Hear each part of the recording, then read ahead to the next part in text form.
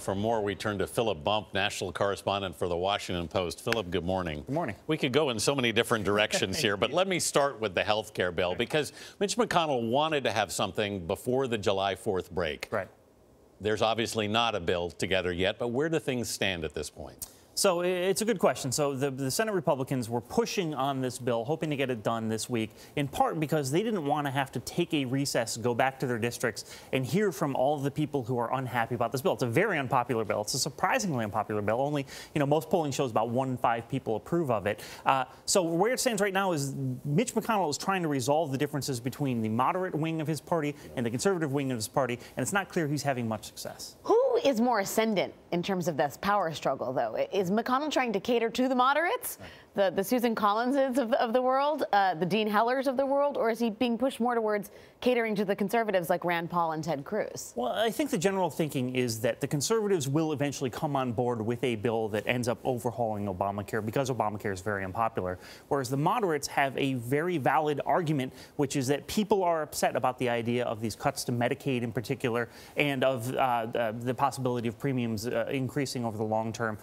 So my guess is that it's probably the moderates who are the ones that are going to be the holdouts, but of course there are fewer of them, which makes McConnell's job a little easier. In the middle of all this, we have the latest Twitter storm, of course. Where does that leave the president's agenda? How does that affect the president's agenda? Right. So it's been fascinating because this month, the White House communications team said each week we're going to focus on something. We're going to focus on infrastructure or energy or technology. And if you actually look at what Donald Trump has said, oh, my Twitter account is my way of talking to the people. In 90% of the time, literally 90% of the time, he was tweeting about random other things. The Russia investigation, Joe and Mika on MSNBC. So the problem is that the White House communications team, for all of their effort towards establishing here's what we're going to talk about, the president doesn't want to talk about it. He wants to talk about what he wants to talk about, and that's a challenge from a communications standpoint. What has that done to his relationship with Congress? I mean, Congress is effectively tasked with carrying out his agenda. Have relations frayed? Do these tweets, the accumulation of all of these tweets, do they fray relations even further? Well, one has to assume that people on Capitol Hill get tired of being asked, how do you feel about the president's tweet about X, right? I mean, obviously there's some frustration. I think Speaker Paul Ryan has sort of mastered this art of saying, well, I don't really want to focus on that. But if you look at what happened on Friday with this sudden tweet about let's repeal first and then replace, Ben Sasse was very smart in that he put out this letter saying, let's do this, but then he went on Fox and Friends on Friday morning and said the same thing, and within 20 minutes, Donald Trump had picked up that mantle. So Congress is getting smart about how they get Donald Trump to do what they want, but that doesn't really help congressional leaders actually pass legislation. To any extent, do you think the president is trying to distract attention from other things?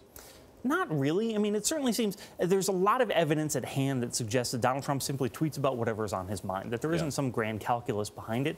And I think the fact that he responds, for example, to television within a matter of minutes indicates that that's what he's doing. And still the Russia investigation continues. Right. What is the latest on the House Intelligence probe? So the House Intelligence Committee next month will hear from Susan Rice, the former National Security Advisor for Barack Obama, which will probably be something that Donald Trump and his allies will celebrate, because she has sort of been positioned as the person who is responsible for this whole investigation into Donald Trump's campaign. At the same time, the committee will also hear in a closed-door session from Michael Caputo, who worked on the campaign.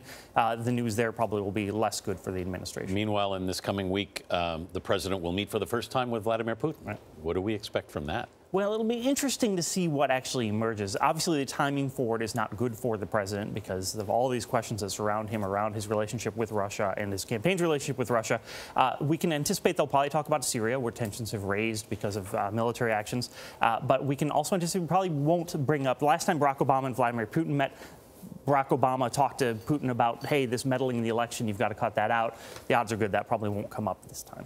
All right, Philip Bump, thank you very much for being with us this morning.